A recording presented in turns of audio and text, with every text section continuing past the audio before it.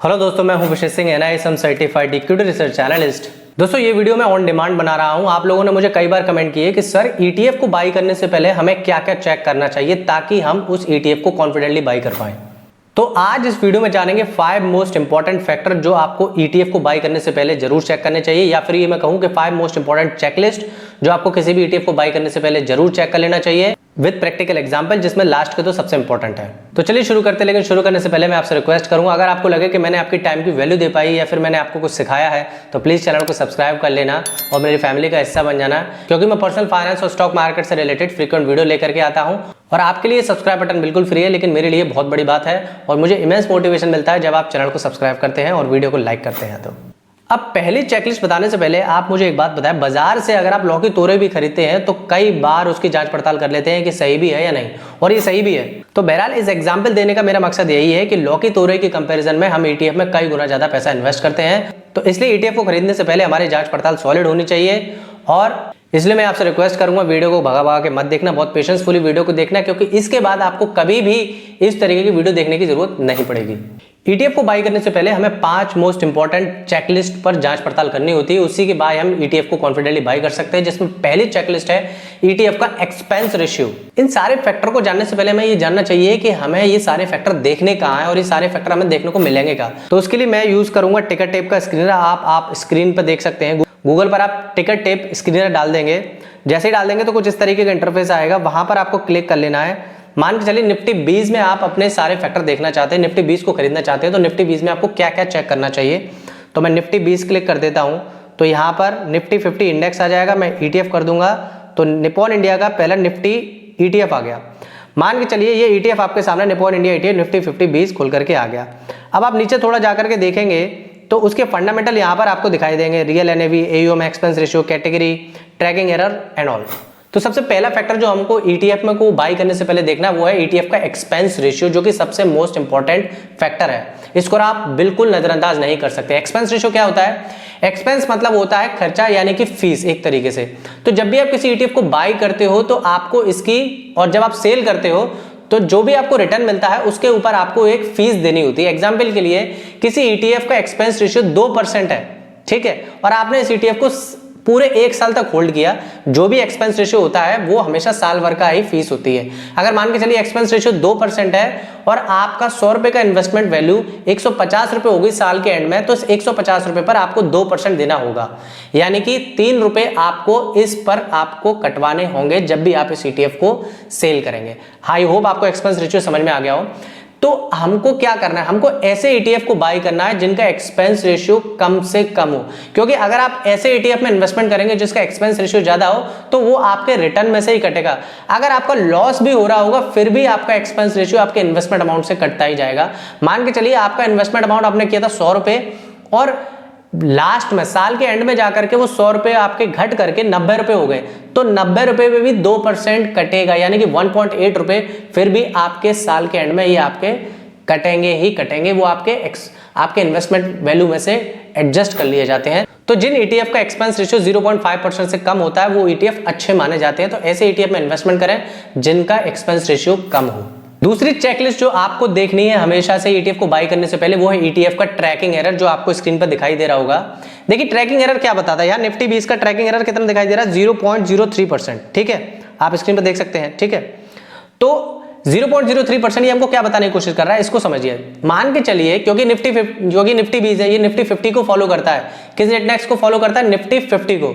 अगर मान के चलिए निफ्टी 50 ने आपको 10% के रिटर्न निकाल के दिए साल के एंड में, लेकिन इस ETF ने, जो कि अपना पैसा ही निफ्टी 50 में लगाता है, लेकिन इस ETF ने आपको 9% की रिटर्न निकाल के दिए। तो ऐसा क्यों हुआ भाई? ये इसलिए हुआ क्योंकि यहां पर एक ट्रैकिंग एरर था। निफ्टी 50 ने तो 10% के रिटर्न निकाल के दिए, लेकिन निफ्टी 20 ETF ने सिर्फ 9% के रिटर्न निकाल के दिए, मतलब 1% का ट्रैकिंग एरर है। तो मतलब जितना ज्यादा ट्रैकिंग एरर होगा उतना आपका रिटर्न लेने की प्रोबेबिलिटी कम होगी, मतलब रिटर्न आपको उतना ही कम मिलेगा। तो आपको हमेशा ऐसे ETF में इन्वेस्टमेंट करना है जिनका ट्रैकिंग एरर बहुत कम हो, ना के बराबर हो, क्योंकि ये आपको नुकसान कराता है ट्रैकिंग एरर। क्योंकि निफ्टी 50 तो रिटर्न निकाल के दे रहा है, लेकिन निफ्टी 50 में ही ये पैसा लगा रहा है ETF, लेकिन ये रिटर्न निकाल के नहीं दे रहा है, इसका मतलब इसमें ट्रैकिंग एरर है। तो ऐसे ETF में आपको इन्वेस्टमेंट नहीं करना जिसमें ट्रैकिंग एरर ज्यादा हो। आपको हमेशा उन्हीं ETF में इन्वेस्टमेंट करनी है जिनका ट्रैकिंग एरर कम हो। तीसरा जो मोस्ट इंपॉर्टेंट फैक्टर जो आपको ETF को बाई करने से पहले जरूर चेक कर लेना चाहिए वो है ETF का वॉल्यूम।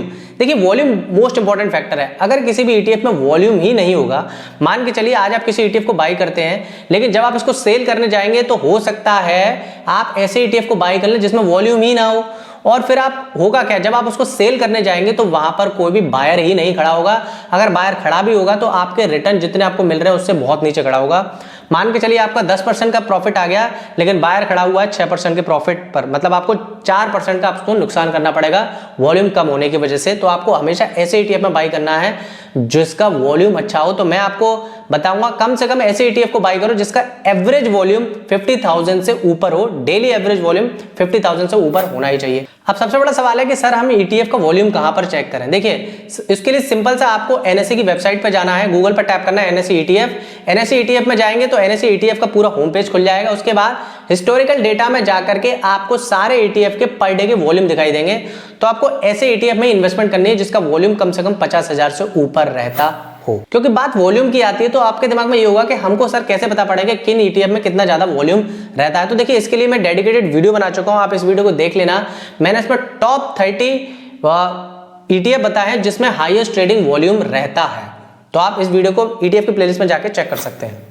चौथा मोस्ट इंपॉर्टेंट फैक्टर है किसी भी ETF को बाय करने से पहले जो आपको जरूर देखना चाहिए वो है ETF का असेट अंडर मैनेजमेंट, जो कि आपको स्क्रीन पर दिखाई दे रहा होगा। इस ETF में आप देख सकते हैं निप्पॉन इंडिया का जो AUM है, आप देख सकते हैं यहाँ पर देखते हैं, ये हम लोग आप देख सकते हैं, हम यहाँ पर देखते हैं लगभग 34,000 करोड़ के आसपास का AUM है। देखिए AUM क्या बताता है, AUM जितना ज्यादा होगा किसी भी ETF का, मतलब वो बताता है उतना ज्यादा लोग भरोसा कर रहे हैं उस फंड पर या फिर उस ETF पर पैसा इन्वेस्ट करने के लिए।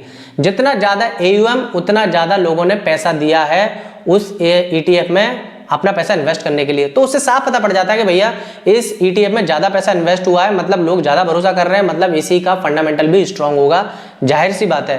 तो आप ऐसे ETF में इन्वेस्टमेंट करना ज्यादा उचित समझे जिसमें AUM अच्छा खासा हो। अगर आपके पास 5 ऐसे ETF हैं जिनके फंडामेंटल सबके सेम है लेकिन किसी एक का AUM ज्यादा है तो आप उसी ETF पर जाएं जिसका AUM ज्यादा हो।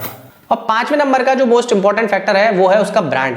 देखिए ETF को बाय करने से पहले आप ये जरूर चेक कर लीजिए कि उसका ब्रांड कौन सा। मान के चलिए ब्रांड कई सारे, निप्पॉन इंडिया का ब्रांड रहता है, ICICI का ब्रांड रहता है, HDFC का ब्रांड रहता है, आदित्य बिरला का रहता है और कई सारे ब्रांड रहते हैं। तो आप हमेशा ब्रांडेड ETF की तरफ ही जाएं, क्योंकि जो ETF जितना पुराना फंड मैनेजर होगा उसका ETF वैसे तो एक्टिवली मैनेज फंड नहीं, पैसिवली फंड मैनेज होते हैं ये, तो जितना अच्छा ब्रांड उसको मैनेज करने वाला होगा उतना ही अच्छा उस ETF की मैक्सिमम चांस होगा कि वो आपको अच्छे रिटर्न निकाल करके दे और उसमें रिलायबिलिटी भी ज्यादा रहेगी।